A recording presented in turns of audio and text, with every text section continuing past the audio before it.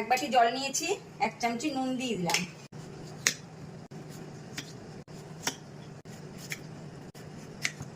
এরকম দুটো স্টিক নেব, নিয়ে আলুটাকে এরকম রাখবো, রেখে এবার আমি পাতলা করে কাটতে থাকবো। স্টিকে যে ছুরি আটকে গেল, এখানে থেমে যাব। লম্বাভাবে কাটা হয়ে গেছে, একদম ঘুরিয়ে নেব, আবার এরকম ভাবে কেটে নেব। আমার কাটা হয়ে গেছে, এবার আমি নুন জলে 10 মিনিট ভিজিয়ে দেব। 10 মিনিট হয়ে গেছে, আমি এবার এগুলোকে আলুটা তুলবো, তুলে ভালো করে আস্তে আস্তে একটা টাওয়াল দিয়ে পুছে নেব। কর্নফ্লাওয়ার নিয়েছি, 1 চামচি তেল দিয়েছি, 1 কাপ টমেটো সস দিচ্ছি, 1 চিমটে লঙ্কা গুঁড়ো দিলাম, 1/2 চামচি নুন, সামান্য 2-3 দানা চিনি, 1 চামচি পেঁয়াজ পাতা, 1 চামচি ধনে পাতা। হয়ে গেছে, গ্যাস অফ করে দিলাম, আলুর উপর দিয়ে দিলাম।